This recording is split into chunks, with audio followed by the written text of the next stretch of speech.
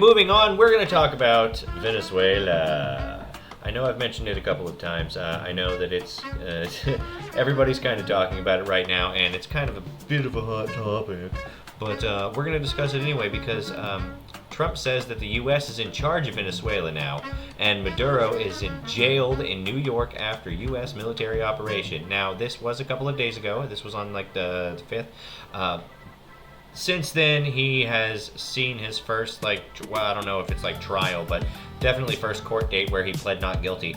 It's just going to be fun because that means we're going to go into discovery, and I firmly believe it's going to lead back to a couple of politicians, which is going to lead to their own trials, which will lead to discovery, which will lead to more people, which will lead to more people, because honestly, I bet we'll be able to find some bribes. I bet we'll be able to find some bribes, one way or the other. Either people gave him money, or for whatever reason, or he gave them money for whatever reason. But either way, or I bet that we're gonna find out that Maduro got money from some politician so that one of his dudes from the Cartel de los Sols could assassinate somebody. I bet he got money from the Clintons so that they could suicide a guy. You know what I'm saying? Anyway, so Trump now says that the U.S. is in charge of Venezuela. So what do we know about that? Former Venezuelan President Nicolas Maduro and his wife were captured and brought to the U.S., and they will appear in federal court at noon on Monday, according to a spokesperson for the U.S. District Court of the Southern District of New York. President Trump said in a Saturday press conference in the U.S. would quote-unquote run Venezuela temporarily during the transition and, quote, get the oil flowing, unquote. He said Saturday the U.S. was, quote-unquote, in charge of Venezuela. All right, so let's see what he said. Venezuelan opposition leader Gonzalez says U.S. hasn't gone far enough. Oh, damn. Oh, leading Venezuelan opposition figure Edmundo Gonzalez, yes, that's the name, said in a video on social media Sunday that the U.S. removal of Maduro was, quote-unquote, an important step, but not enough. Oh, dude, yeah, no, I bet that there's a lot more corruption. I bet there's a lot more things that need to be done before, their society is able to actually function in a way that isn't tyrannical in some way, you know? Maduro's probably just the one person. There's still a whole organization there. I bet there's still somebody running it now. Hell, he might even still be running it from jail because a lot of people do that nowadays. So let's see. He says the normalization of the country can be achieved after the release of all political prisoners. Gonzalez, who was recognized by the U.S. as the winner of the last election in 2024, despite Maduro's claim of victory. He lost the national election and then refused to leave. He just said, no, fuck you. All right, this is my place. I don't care. Anyway, yeah, so the U.S. has in fact captured and detained President of Venezuela, Nicolas Maduro, leader of the Cartel of the Suns, which is a Venezuelan drug cartel that tends to run drugs to the United States and sends oil to terrorists in Iran through China. And Trump has put a stop to all that bullshit. And I fucking love it. This is an absolute glorious time to be alive. Oh man. So let's see. Trump says that he will run Venezuela. Right? Okay, so this is Fox News on YouTube. Trump says U.S. will run Venezuela until power is transitioned. Yeah, well, I know we just read that on CBS News. Let's see what he actually said, because I'm fairly certain this is the actual press conference where he was talking about it. Thank you. This is Fox News on YouTube. Go subscribe. Blah blah blah. Yada. Okay. Let's listen in to President Donald J. Trump at Mar-a-Lago, the Winter White House, about the operation overnight. Late last night and early today, at my direction, the United States Armed Forces conducted an extraordinary military operation in the You're goddamn right they did, buddy. capital of Venezuela. Yeah, right where Maduro was like, I will wait here for you, come get me, coward. And then we ripped him out of his fucking bed in the middle of the night. Overwhelming took no casualties. American military power, air, land, and sea, was used to launch a spectacular assault. And it was an assault like people have not seen since. Oh, no, I've seen the videos. It was quick. It was decisive. We flew in. We took out everything and at the same time grabbed him out of his bed along with his wife, most likely because she was just there. I don't know if she was part of like the mission objective, but I do know that she was probably just there and look, when these guys go in, they're just going to grab everybody in the room. That's all. They're going to grab everybody in the room. They're going to ferry them out the door, probably to some vehicle that was on standby waiting. Got them down to some pier. Got them on a boat, likely. Got them out to USS Iwo Jima, and they left. They were probably out of the city before the U.S. was done striking all the anti-air. Like, honestly. World War II. It was a force against a heavily fortified military fortress in the heart of Caracas to bring outlaw dictator Nicolas Maduro to justice. This was one of the most stunning, effective, and powerful displays of American military. Yes, it is. And let me tell you, Mr. Orange Man, sir, I would love for the U.S. to just control the Western Hemisphere of the planet. That would be glorious. Can we make that happen, please? I know you want Canada. I know you want Mexico. I know you want Greenland. It's okay. We can extend it to South America. If you want to just start with Venezuela, that's fine. They have a lot of oil down there. I'm good with it. Take over that, and we'll have like 30% of the global oil reserves. And again, sir, I mean, listen, honestly. Alberta's they're almost there, okay? You know that. You probably know more than I do. Might and competence in American history. And if you think about it, we've done some... This man was definitely asleep 30 minutes ago. Other good ones like the... Like, he's got to sleep sometime. I know he works like 16 hours a day, but he's got to sleep at some point. He probably does like the micro-sleeping thing where he gets 30 minutes here, 30 minutes there, you know? Attack on And like every now and then he'll get like a full night's rest, but whatever. Soleimani, the attack on al-Baghdadi, and the obliteration and decimation of the Iran nuclear sites just recent. Abu Bakr al-Baghdadi. He died like a dog.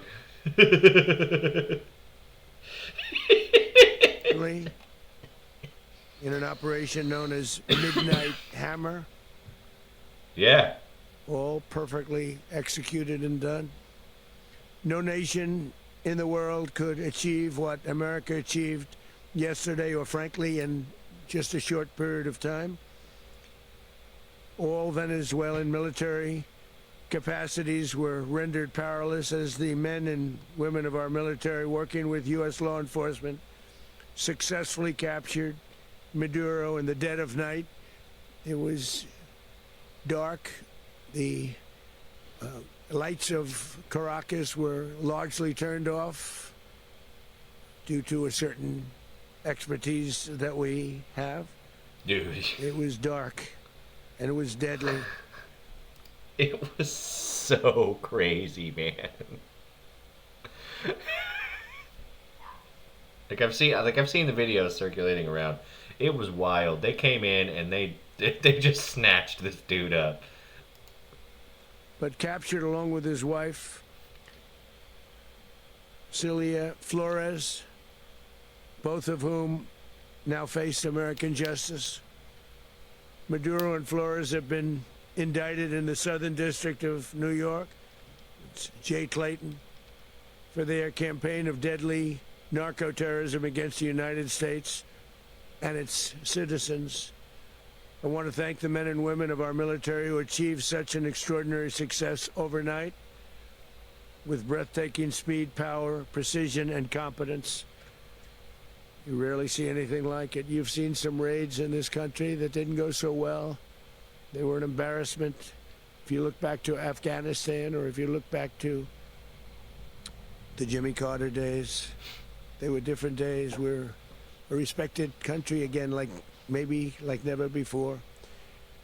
These highly trained warriors operating in collaboration with U.S. law enforcement caught them in a very ready position. They were waiting for us. They knew we had many ships out in the sea, just sort of waiting. They knew we were coming. So they were in a ready, what's called a ready position. But they were completely overwhelmed and very quickly incapacitated. If you would have seen what I saw last night, you would have been very impressed. I'm not sure that you'll ever get to see it, but it was an incredible thing to see. Not a single American. Yeah, it really was a testament to just how powerful the U.S. military actually is. And I know China's taken a liking to calling the U.S. military a paper tiger, but I really think that it's China that's the paper tiger, because the thing about the U.S. is that we prioritize quality over quantity, and we still have the most of just about everything. China's got a larger military. China has a larger navy than we do in terms of like sheer numbers, but most of their boats are like frigate corvette class, which are coastal ships. They're not actually out for blue water, and the U.S. has like 11 aircraft carriers. The U.S. has the largest, the first and second largest air forces on the planet, and they really know how to use that. And honestly, the helicopters and the planes that went by and destroyed all of the anti-aircraft and cut out the lights of Venezuela and like dropped dudes in to get in it. That was all Air Force, and boy does it help. And then you add the Navy in with it, and they can provide support from the coast. And honestly, it was probably Navy helicopters. Service member was. There's like a lot of those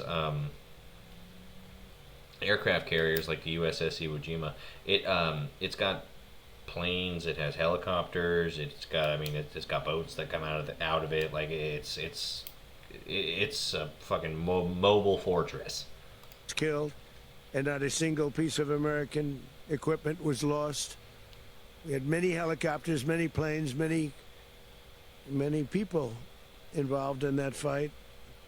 But think of that, not one piece of military equipment was lost, not one service member was, more importantly, killed. The United States military is the strongest, yes, and most fearsome military on the planet by far, with capabilities and skills our enemies can scarcely begin to imagine. We have the best equipment anywhere in the world. There's no equipment like what we have, and you see that even if you just look at the boats. You know, we've knocked out 97% of the drugs coming in by sea. 90%. Each boat kills on average 25,000 people. We knocked out 97%. And those drugs mostly come from a place called Venezuela. Mm-hmm. We're going to run the country until such time as we can do a safe, proper, and judicious transition. So we don't want to be involved with having somebody else get in, and we have the same situation that we had for the last long period of years. So we are going to run the country until such time. Wait, hold on. Backing it up. So we are going to run the country Yeah. until such time as we can do a safe, proper, and judicious transition. And it has to be judicious, because that's what we're all about. We want peace, liberty, and justice for the great people of Venezuela, and that includes many from Venezuela that are now living in the United States and want to go back to their country. It's their homeland. We can't take a chance that somebody else takes over Venezuela that doesn't have the good of the Venezuelan people in mind. That's fair. It should just become the America's 51st state, if I'm being honest. Listen, I did not expect that Venezuela would be number 51. I really thought that it would be Alberta or Saskatchewan or maybe Greenland or, something like that. Or maybe they flip it around and now Guam is, instead of a U.S. territory, it's just a state now. Or Puerto Rico or whatever, Dominican Republic, whatever. All these things, right, that are just American territories, they just make them states. Whatever, why not? I did not think that it would be Venezuela, but here we are. You know what, Mr. Orange Man? You caught me off guard. Good job. Had decades of that. We're not going to let that happen. We're there now, and what people don't understand, but they understand as I say this, we're there now, but we're going to stay until such time as the proper transition can take place. So we're going to stay until such time as we're going to run it, essentially, until such time as He said, listen, it's ours now. Deal with it.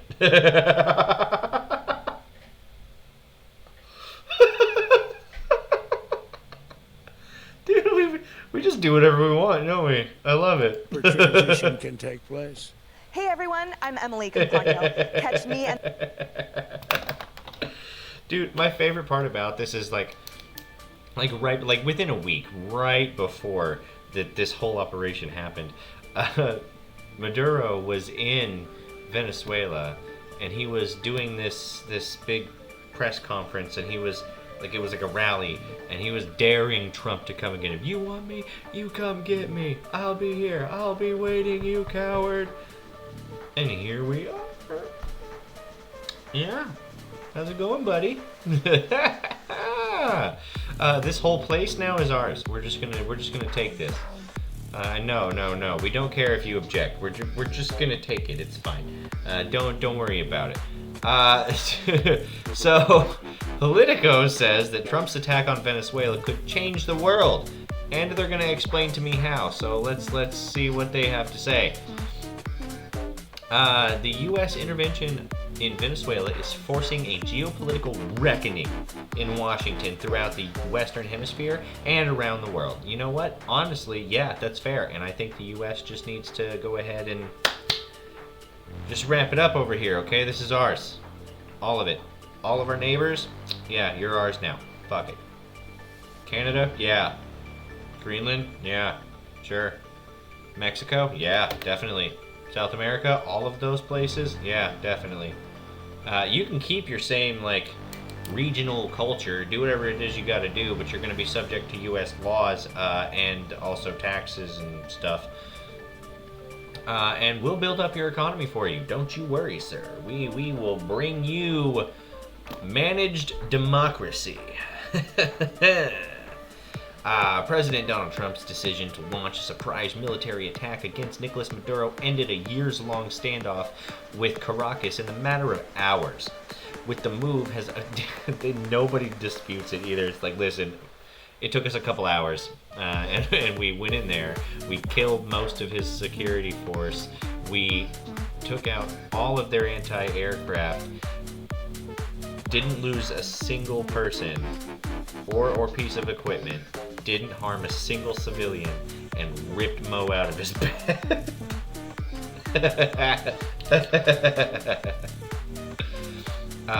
What does this mean for the rest of Latin America? Well, adversaries like Russia, China, and Iran recalibrate? I don't know. We'll see.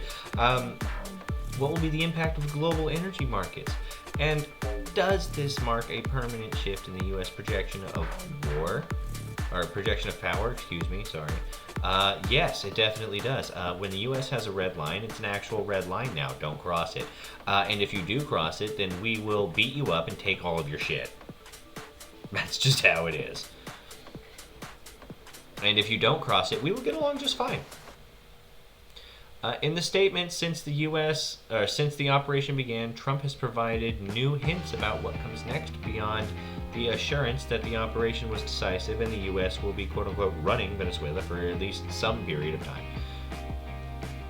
To assess how the fall of Maduro and the manner of his removal could reshape global politics, Politico magazine asked a range of experts, a quote-unquote range of experts, from regional analysts to national security veterans, to weigh in on this decision by the Trump administration and forecast how it will reverberate in the rest of the world. Here's what they said. Ryan Berg is the director of America's program and head of the Future of Venezuela initiative in the Center for Strategic International Studies. The axis of authoritarianism may feel additional urgency to prove their value. Yeah, probably. It just means that all of the countries out there that have authoritarian dictators like Russia and China and Venezuela and Cuba and Colombia and Iran and there's a bunch. they will probably not be happy about this, and they're not. They are absolutely not happy about this. I already explained to you how they're connected. Venezuela sells its or runs its oil through China to get refined and then sent out to Iran and Russia and like all that other places, right? So China's investment in Venezuela. So here's what they do. They offer loans to countries that cannot pay them back. It's a great business model, but it works. So what happens is China will end up being owed a bunch of money by this poor country that they knew damn well wasn't going to be able to pay them back. And so China will just say, okay, well, I'll give you another loan, but as collateral, I want that mine. Or I want oil rights here, or I want exclusive XYZ, right? Something that would benefit China and give them essentially control of that place without being like on paper control of the place, right? So that's essentially what happens. And now that Trump has just taken over Venezuela, it's really thrown a wrench in the economies of all these authoritarian dictators, and assured the U.S. shores even further than he already has. And listen, the Gulf of America really needs to be one big fortress as far as I'm concerned. The Trump administration is serious about the Western Hemisphere strategy outlining in the National Security Strategy document with the Trump corollary over the hemisphere. The fact that President Trump launched his operation hours after Nicolas Maduro met with China's special envoy sends a clear and unequivocal message that China and its role in the Americas is also sends the message that its axis of authoritarianism is strong during peacetime, but not decisive of one another in moments of greatest need, when it comes to questions of regime security. So, all right, hold on, let me read that one more time, excuse me. It also sends the message that the axis of authoritarians is strong during peacetime, but not decisive of one another in moments of greatest need when it comes to questions of regime security. Trump already pointed it out in his remarks on the military operation today, where he specifically drew attention to other successful U.S. attacks on adversaries, including against Iran. Bro, listen. These were just really decisive operations. The axis of authoritarians, and especially Russia and China, may feel additional urgency to prove their value in the face of pressure against their allies, such as Venezuela. One could easily imagine a Chinese indictment of a Taiwanese leader. Yeah, that's fair. That's fair. Like I said, China postures all the time that it wants to start taking control of shit. The problem is the U.S. has already made a red line. Don't touch Taiwan. We will kinetically fight you, China, and your economy's not looking too good right now. You can't sustain a war effort. First, other major powers could seize in the future on the administration's claim in the attack was legal because Maduro was under indictment in the United States. One could easily imagine a Chinese indictment of a Taiwanese leader under